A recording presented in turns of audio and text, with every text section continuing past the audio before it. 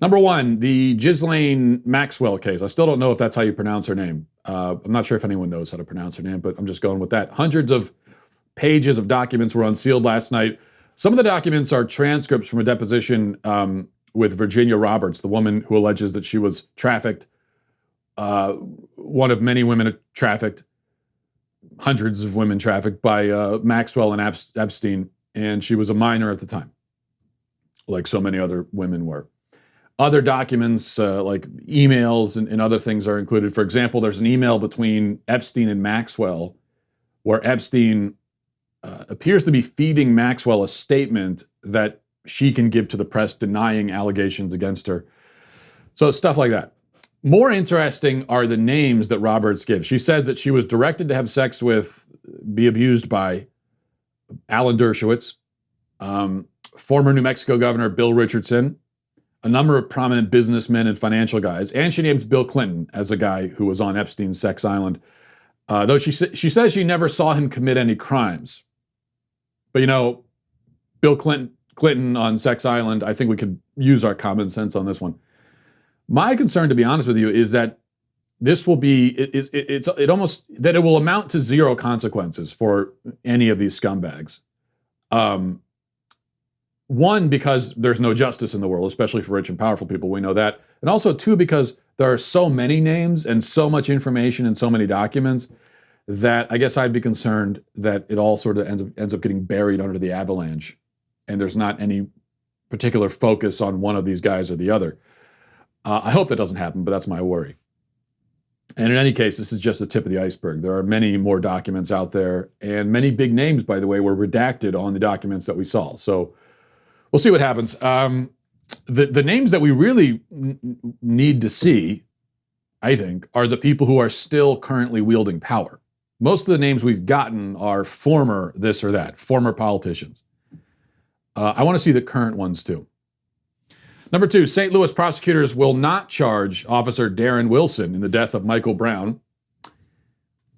That's the headline. If it sounds like I'm reading headlines from 2014 and I've gotten confused or something and I went back on Google by accident, I'm not. This is a headline from last night. St. Louis prosecutors apparently reviewed Darren Wilson's case at the request of Michael Brown's family, because this is what prosecutors do now, I guess. They work as personal attorneys for the families of alleged victims. So they asked him to review the case, and he did. And last night, he announced the results of the review that nobody knew was being conducted. And they say there isn't enough evidence to charge Darren Wilson. We already knew that, of course, because this is now the third investigation into this shooting. Third. A grand jury investigated it. The Department of Justice under Barack Obama investigated it. And now a St. Louis prosecutor has investigated it. Maybe we'll get we'll just get an investigation every few years, like a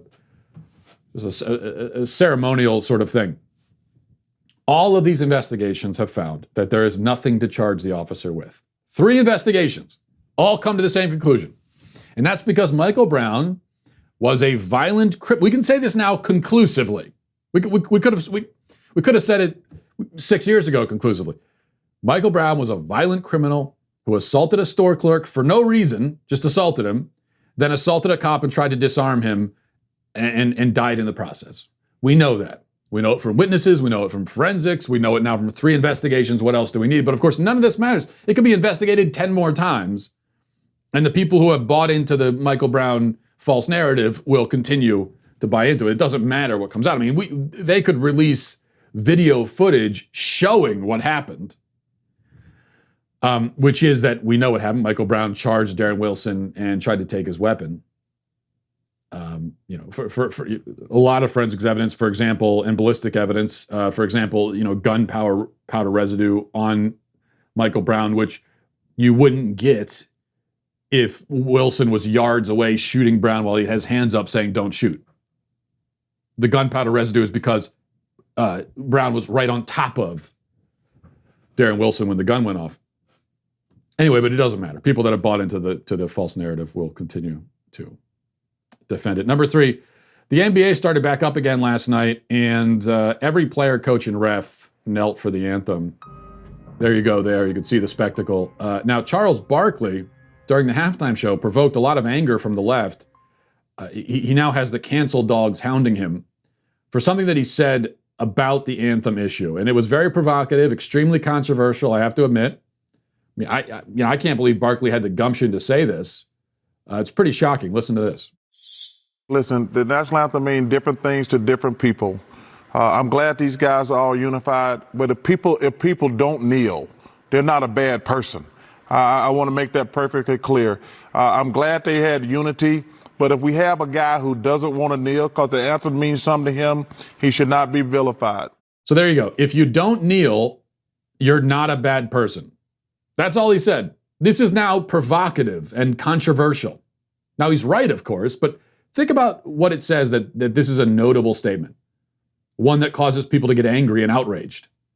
All he's saying is, well, you're not necessarily a total dirtbag if you don't kneel.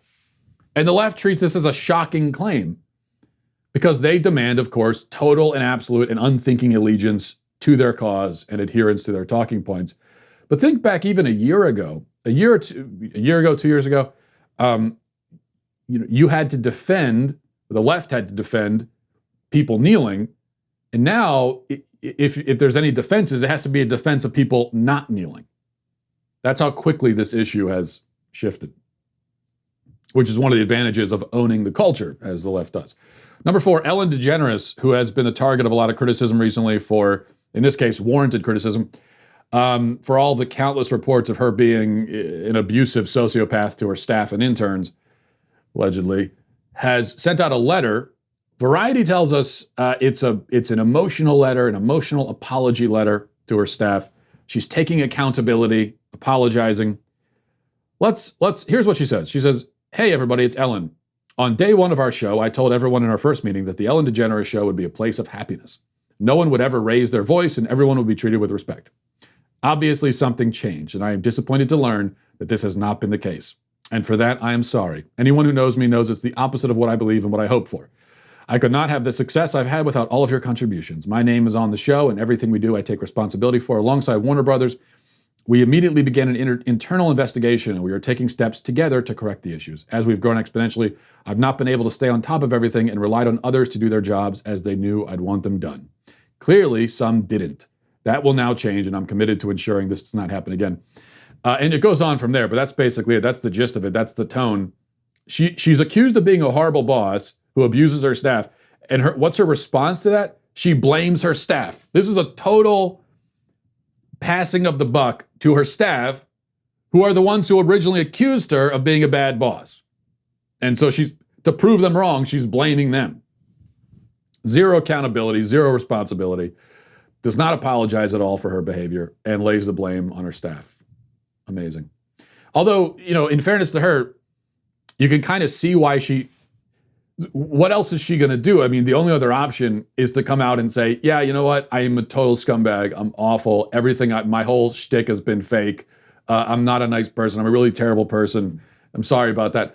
Now, I would respect it if she came out and said that, but it's just when the accusation is essentially nothing less than you are at the core of your soul a scumbag, that's going to be a really hard thing to come out and admit, especially when your entire brand is being the opposite of that. So if she were to admit it, then her brand goes away. And so it would take moral fortitude and courage and integrity to come out and admit it. But she's not because, again, scumbag. So number 5, finally, this isn't really a headline per se because Media Matters complains about us every single day, obviously. But the latest Daily Wire clip that Media Matters is offended by is this one from Ben's show. And they put the video online. Leftists are whining about it as usual.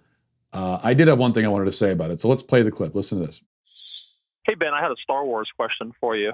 Good times. I generally agree with your take on the sequel trilogy. I mean, even if you liked one of those episodes, the trilogy as a whole was just a failure, in my opinion.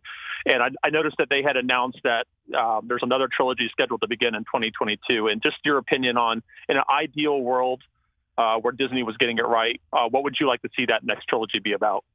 So I've said before that I think that there's a great series to be made on Darth Plagueis. I think that there's a great series to be made on Darth Bane. Like the truth is that what makes the Star Wars universe interesting is the dark side of the Force. And so all the focus on the Jedi is actually a lot less interesting than the focus on the dark side of the Force and its seductiveness. So I guess that the High Republic is supposed to be their sort of prequels. It's based on other Jedi, which is fine. I mean, that's all fine. They haven't really rolled out exactly, how SJW this is going to be. I know that the Disney kind of Imagineers have decided that they're only going to have female heroes from now on, which is absurd because Star Wars is essentially a little boy's property. I mean, if you look at like the percentages of people who really are huge Star Wars fans, it breaks down pretty heavily male, I would think. But I haven't seen I'll be curious to see what they do. To me, the only redeeming feature of the sequels in Star Wars is the fact they actually finally explained why Rey was such a Mary Sue. Like that, if they had not, then it would have been incredibly annoying. But yeah, I'm curious to see what they're going to do. I just hope that they don't do what they've been pledging to do, which is, kind of throw in a bunch of SJW nonsense. How dare he? I, for one, am shocked and appalled by Ben Shapiro's sexism. Appalled. Now, granted, of course, he's absolutely right, but still. Star Wars is primarily a boy thing. Most of its fans are boys. Not exclusively, but mostly. That's just true, okay? You might not like it. It might make your tummy hurt when someone says it, but it's true. It's just a fact. But what I really want to say here, just using Ben's point as a platform to jump off of and into the abyss, this push in general to inject female action heroes into every damn movie and franchise is annoying for the same reason. And it's really becoming, I mean, you go to Netflix or wherever, every cop show or action film or whatever it is, almost all of them have female leads now. And yeah, it gets a little silly after a while. Silly because in many cases, these are still genres with mostly male audiences. The left, they're the ones that say that representation is important, right? Because people, when they're watching films, they want to relate to the characters and sort of imagine themselves as those characters. That's the whole reason why we're told that representation matters in film. Well, okay. That's also why it's dumb to turn every action film with a mostly male audience into a feminist fever dream. And it's not just the male audience either. I mean, I've spoken to many females who are also rolling their eyes at the girl power shtick and have had enough of it. Yes, these are fiction stories. Most of these sorts of films are not exactly hyper-realistic to begin with. Even so, the suspension of disbelief really gets a hell of a workout when you're watching a 120-pound hot chick beat up a bunch of brawny 250-pound dudes, right? Yeah, seeing Liam Neeson in a movie like Taken single-handedly kill like 300 Albanian sex traffickers with his bare hands by himself, that's not exactly true to life, okay? I mean, you're at no risk of mistaking that for a documentary, though it would be one hell of a documentary for sure. But take Liam Neeson out and replace him with like Charlize Theron, and the suspension of disbelief has just snapped. It was already strained, now it's snapped under the pressure, under the strain, and a kind of cool and tense, but also admittedly ridiculous action scene becomes just a straight up cartoon. Now, look, I know there's no way to make this point without the Media Matters headline of Daily Wire host outraged by female action stars or, whatever. No, not outraged. Not outraged. This is not outrage. When you get outraged from me, you know it, okay? No, I think it's dumb and silly is what I'm saying. And a huge percentage of the audience, male and female, agrees that it's dumb and silly. They just won't say it out loud. That's the difference. Okay, let's go to our daily cancellation. But before we do, you got to get the Reader's Pass. We've been telling you about this. It's only $3 a month. You can start with 99 cents a month. If your first month is 99 cents. If you go to dailywire.com/subscribe and get the Reader's Pass. If you want to get the news and analysis without all the left-wing spin, then you got to do that. You get access to all of our exclusive op-eds. You also get, you can be a part of the discussion online with other Daily Wire members. You receive push notifications. You get access to our mobile app. The mobile ad-free access to all of our Daily Wire news, exclusive op-eds, I can't speak, and all of that you get at dailywire.com/subscribe and join today. That was a great read right there. I am a professional, folks. Hey, you. You right there. Hit the subscribe button right now. Do it right now. I thank you for your compliance. It's somewhat appreciated.